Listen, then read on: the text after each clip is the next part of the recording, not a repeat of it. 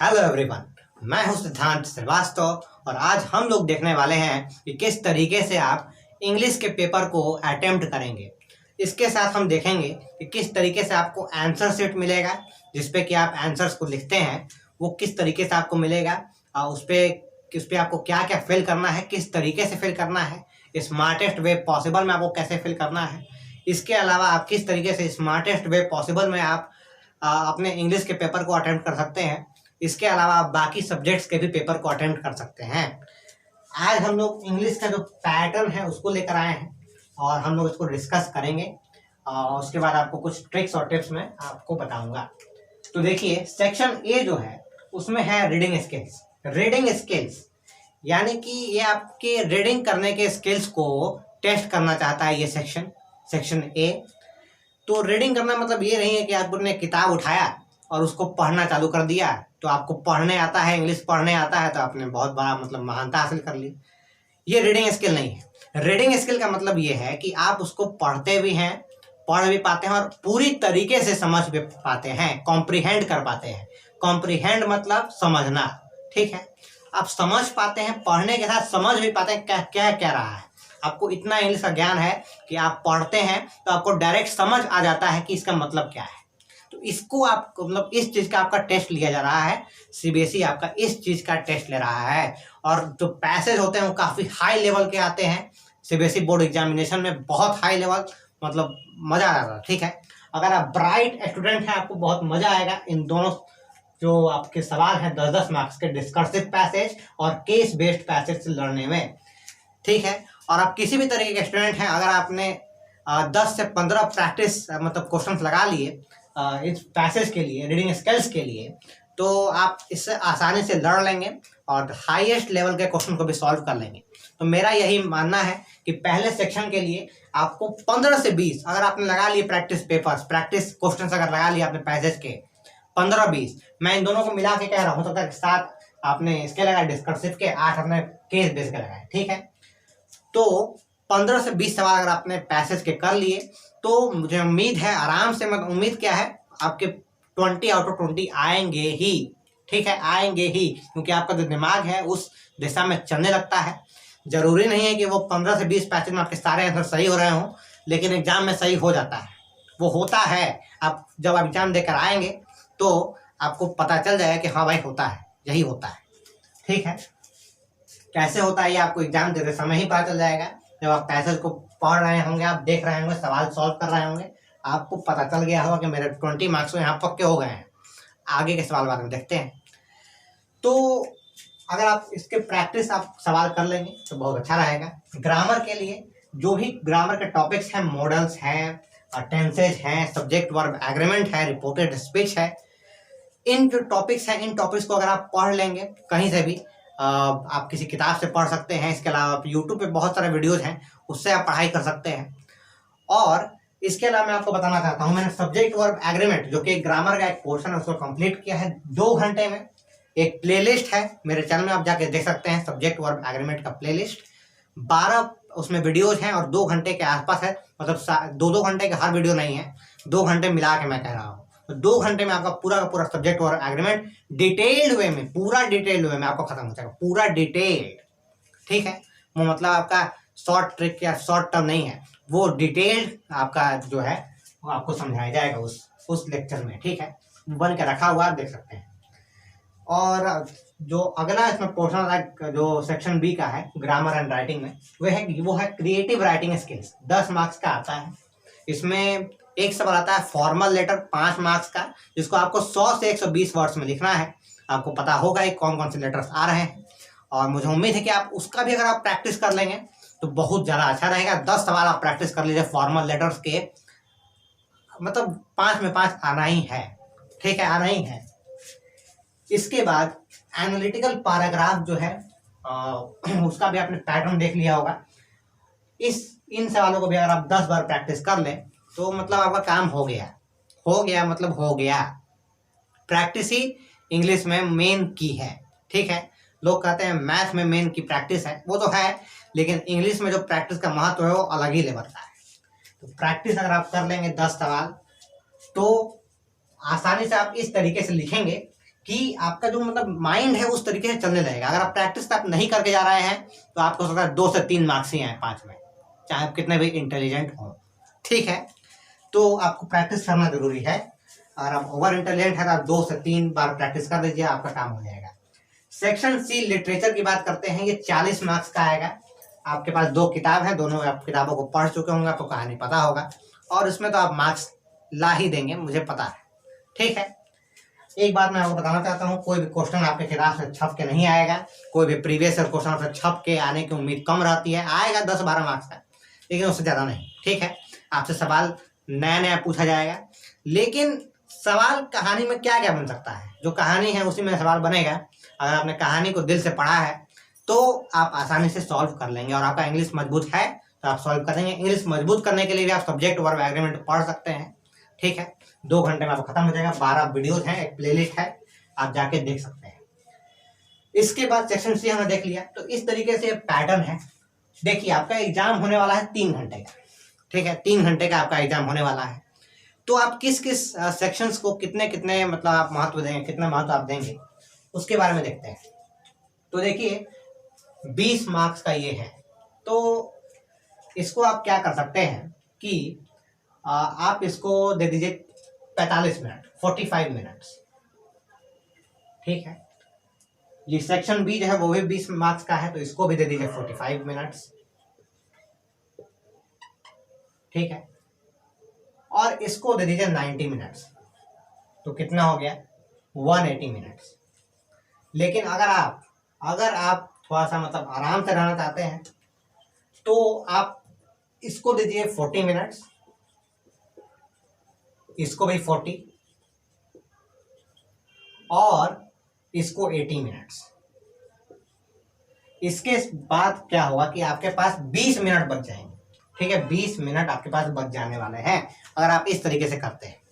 Classroom में आपके जो भी क्लासरूम होगा वहाँ पे एक क्लॉक तो लगा ही होगा, घड़ी लगा ही होगा, तो उसमें से आप देख कर, मान लीजिए कि आपका 10:30 में शुरू हो रहा है, तो आप देख लीजिए कि 11:10 तक ये हो जाना चाहिए पैसेज।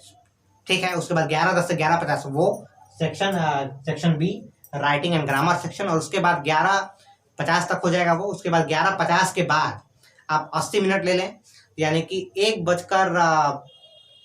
तक आपका हो जाना चाहिए। ठीक है, आपका पेपर सॉल्व हो जाना चाहिए। एक बात आपको ध्यान देनी है, अगर मान लीजिए 40 मिनट हो गए हैं और आपके 2 सवाल बाकी है तो आप कर सकते हैं, कर लीजिए, कोई दिक्कत नहीं होगी। 20 मिनट आपके ऐसे ही बचे हुए हैं। अगर सब कुछ सही है, सब कुछ पॉजिटिव वे में चल रहा है तो आप उसको कर लीजिए, नेगेटिव वे में चल रहा है तो आपका फैसला है। ठीक है, 20 मिनट आपके बच जाएंगे, तो इस 20 मिनट में आप पूरा एक बार देख सकते हैं, चेक कर सकते हैं। और आपका जो इंग्लिश है वो आप प्रयास कीजिएगा हाई लेवल इंग्लिश लिखिए। ठीक है, मतलब कि लगे कि ये बच्चा है, इसको इंग्लिश का इतना जानकारी है कि मतलब कुछ भी कर सकता है। ठीक है, अगर इंग्लिश की आपको जानकारी है तो वो जो पेपर चेक करने वाला जो भी होंगे टीचर, वो आपको मतलब ये जान जाएंगे कि ये लड़का बहुत ज़्यादा इंटेलिजेंट है इंग्लिश के मामले में। तो आपके कुछ सवाल गलती भी हो जाए तो आपको हो सकता है कि 80 आउट ऑफ 80 मिल जाए। ठीक है, आपको इम्प्रेस करना है, एक्सप्रेस भी करना है, इम्प्रेस भी करना है। शुरुआत से इम्प्रेस कीजिए। अगर आपने पैसेज में इम्प्रेस कर लिया तो उम्मीद है कि यहाँ पे आपका मार्क्स का जो मतलब अगर कुछ गलती हो भी गया होगा, मान लीजिए हो सकता है ग्रामर में गलती हो जाए, तो वो भी आपका कहीं ना कहीं मिट सकता है। ठीक है, हो सकता है कि आपको यहाँ पर मार्क्स मिल जाए। तो मैं एक बात बताना चाहूँगा कि बहुत लोग पीछे शुरू करते हैं, पहले लिटरेचर करेंगे, लेकिन मेरा मानना ये है कि आप रीडिंग स्किल्स से शुरुआत करें। क्योंकि देखिए, अगर आप लिटरेचर से शुरू कर रहे हैं इसका मतलब कि आपको लिटरेचर आसान लगता है और पैसेज डिफिकल्ट लगता है, या फिर सब कुछ मीडियम ही है, सब कुछ सिमिलर है। ठीक है, तो जो भी बात हो, लिटरेचर अगर आप पहले करेंगे तो क्या होगा कि आप आराम से लिखेंगे, और आपका हो सकता है समय ज़्यादा चला जाए। इससे अच्छा ये है कि आप पैसेज को लिखें। पैसेज आपको पता नहीं होता क्या आने वाला है, लेकिन सवाल आपको भी नहीं पता होता क्या आने वाला है, लेकिन आपको कहानी पता है कि इसी कहानी में से आने वाला है। यानी कि अगर समय कुछ कम बच जाए तो आप लास्ट में एक रेस लगा सकते हैं। ठीक है, अगर समय कम बच जाए, मान लीजिए कि 2 घंटा लग गया आपका दोनों ये सेक्शन करने में, ठीक है, 1 घंटा बाकी है। अब जो हमको 80 से 90 मिनट में करना था वो 60 मिनट करना है, तब भी आप कर पाएंगे, क्योंकि आपको कहानी पता है, आपको कॉन्फिडेंस है कि कोई भी सवाल आ जाएगा तो आप सॉल्व करेंगे, तो समय का क्या लेना देना। ठीक है, तो आप सॉल्व कर पाएंगे। तो तो मेरा मानना है आप पैसेज से ही शुरुआत करें, इम्प्रेस करें, एक्सप्रेस करें, ठीक है। तो ये आपका इस तरीके से आप सॉल्व कर सकते हैं। चलिए ये तो बात हो गई पेपर पैटर्न की। आपको डरना बिल्कुल नहीं है, बिल्कुल भी नहीं डरना है, बिल्कुल भी नहीं डरना है। और हम लोग अब देखते हैं कि किस तरीके की आपको कॉपी मिलेगी।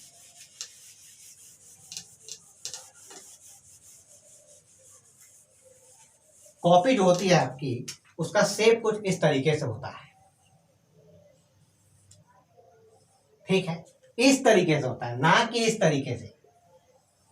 इस तरीके का पेपर नहीं मिलता आपको, इस तरीके का मिलता है, जिसका कि ब्रेथ जो है वो ज्यादा होता है, विड्थ जो है वो ज्यादा होता है, लेंथ जो है वो कम होता है। लेंथ कम होता है, विड्थ जो है वो बहुत ज्यादा होता है, ठीक है। इस तरीके का आपको मिलने वाला है। तो आप दिमाग में रख लीजिए कि इसी तरीके के पेपर पे आपको लिखना है। लंबे वाले पेपर पे लिखना है, इस तरीके के पेपर पे आपको नहीं लिखना है। आपको लिखना है इस पे एग्जाम में।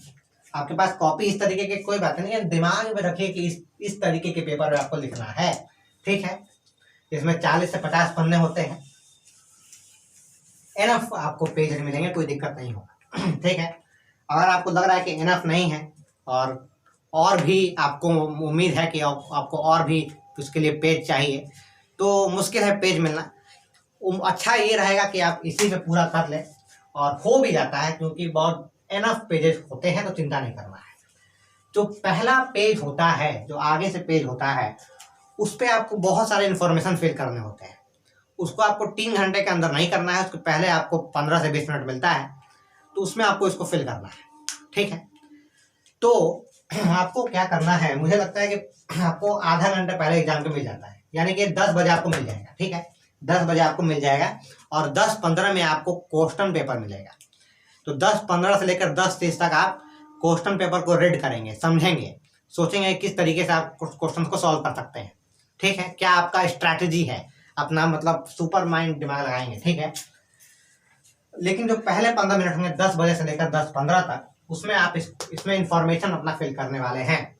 तो देखिए होता क्या है, हो सकता है कि आपकी तैयारी बहुत अच्छी होगी, बहुत ज़्यादा अच्छी होगी, लेकिन आपसे गड़बड़ हो जाए, और ऐसी गड़बड़ कि आपका एग्जाम डुबा ले जाए। कैसी गड़बड़ होगी, देखिए आपसे बबल्स फिल करवाए जाते हैं, ठीक है।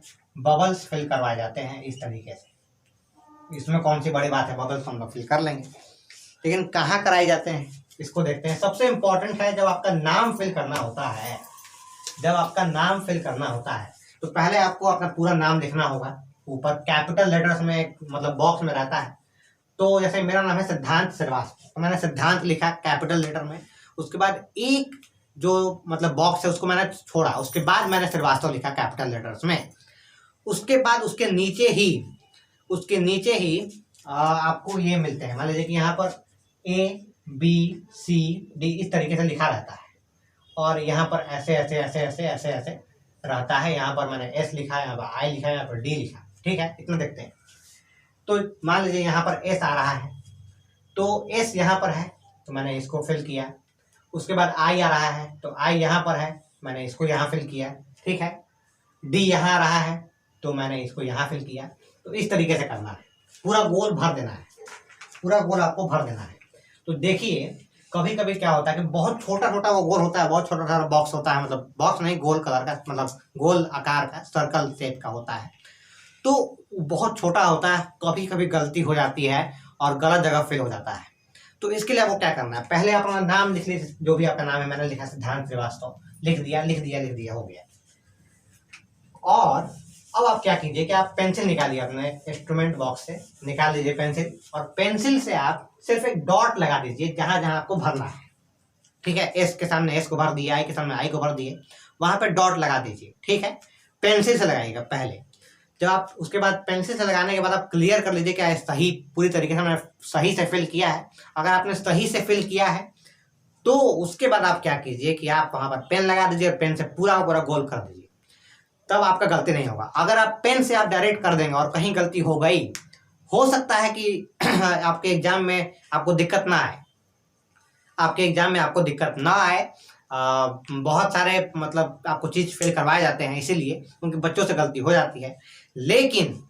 लेकिन अगर आपसे गलती हो जाएगी तो आपको लगेगा डर, और आप अपने दिमाग को रोक नहीं पाएंगे, वो बार बार डरेगा, ठीक है, कि शुरुआत ही ऐसी हो गई, तो अब क्या होगा क्या होगा, अब मेरा ये पेपर आगे जाएगा कि नहीं जाएगा, मैंने तैयारी की वो क्या होगा, कहीं बेकार तो नहीं जाएगा तैयारी, तो वो आपको दिमाग में डर आ जाएगा। और ये पेपर जो है आपका, अगर आपका प्रिपरेशन ऐसा है कि आप 80 आउट ऑफ 80 लाएंगे तो 60 आउट ऑफ 80 आएगा, ठीक है, तो आपको ये डर पैदा कर सकता है। इसलिए इस तरीके के ब्लंडर्स कीजिए ही मत। जो भी आपको फिल करना हो एकदम शांति रूप से, शांतिपूर्ण तरीके से आप एकदम भरिए पहले, और इससे निश्चिंत हो जाइए कि भाई जो पहला पेज है वो एकदम क्लियर है, कोई दिक्कत नहीं है, अब मैं आराम से एग्जाम लूंगा।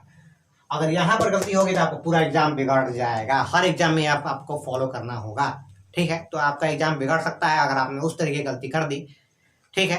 तो किसी भी एग्जाम में हो सकता है कि आप पेन से आप फेल कर दिए पहली बार, इंग्लिश का एग्जाम हो गया, मैथ का एग्जाम हो गया, साइंस का एग्जाम हो गया, फिर किसी ना किसी एग्जाम में, हिंदी के एग्जाम में आपने गलती कर दी, तो ऐसा हो जाता है। इसलिए पेंसिल से ही आपको भरना है पहले, उसके बाद आप चेक कर लीजिए कि सब सही है, अब आप पूरा गोल कर दीजिए। समय थोड़ा सा हो सकता है 2-3 मिनट ज़्यादा लग जाए, लेकिन आपको कहीं दिक्कत नहीं होगी, ठीक है। तो इसके बाद आप सवालों को सॉल्व करेंगे, और अगर आप ऊपर से लेकर नीचे जाएंगे, अगर इसी तरीके से नीचे जाएंगे जिस तरीके से अपने क्वेश्चन पेपर आपको मिला है उसी पैटर्न में जाएंगे तो और अच्छा रहता है। एग्जामिनर को दिक्कत नहीं होती है कि उसको पता है कि सेक्शन ए पहले है, फिर सेक्शन बी बाद में है, फिर सेक्शन सी सबसे लास्ट में है, तो उसको बिल्कुल दिक्कत नहीं होगी, वो आपसे खुश होगा, आपको नंबर्स मिल जाएंगे, ठीक है। इसके अलावा आपको एकदम मतलब साफ सुथरा लिखना है। आपकी राइटिंग कोई हाई लेवल है या नहीं उसका मतलब नहीं है, साफ सुथरा लिखिए, आपका काम हो जाएगा, ठीक है। और बहुत गंदा राइटिंग में मत लिखिएगा। तो चलिए, मुझे उम्मीद है कि आपको ये समझ आ गया होगा किस तरीके से आप पेपर को सॉल्व करेंगे, डरेंगे नहीं। 10:30 से 1:30 आप एक सैंपल पेपर दे के देखिए। उम्मीद है कि आप उस सैंपल पेपर में अच्छा करेंगे, नहीं भी करेंगे कोई बात नहीं, लेकिन इस एग्जाम में जरूर अच्छा करेंगे, ठीक है। तो आप एक सैंपल पेपर दीजिए, फिर 2 दीजिए, 24-25 को दीजिए, लेकिन आखिरी दिन मत दीजिएगा, क्योंकि अगर कुछ गड़बड़ हुआ सैंपल पेपर में, आपसे कुछ गड़बड़ हो गया तो आपको डर बैठ जाएगा, ठीक है। तो एक दिन पहले कुछ नहीं, एक दिन पहले बस रिवीजन, हल्का हल्का रिवीजन, और आखिरी दिन के लिए कुछ भी मत छोड़िएगा, कुछ मत छोड़िएगा, ठीक है, कुछ मत छोड़िएगा। आपका 25 को सब कुछ हो जाना चाहिए, 25 फरवरी को आपका सब कुछ कंप्लीट हो जाना चाहिए। 26 को बस हल्का सा रिवीजन कर लीजिएगा, और ऐसा कीजिएगा 25 को आप तैयारी, 25 तक तैयारी कि आपको 26 को रिवीजन करने की जरूरत ही ना हो, लेकिन फिर भी कीजिएगा जरूर, ठीक है। तो चलिए, मुझे उम्मीद है कि आपको ये सारे बात समझ आ गए होंगे। अभी भी कोई आपको परेशानी है तो आप बता सकते हैं और मैं आपको रिप्लाई कर दूंगा। चलिए चलते हैं। Thank you for watching this video. Goodbye and take care.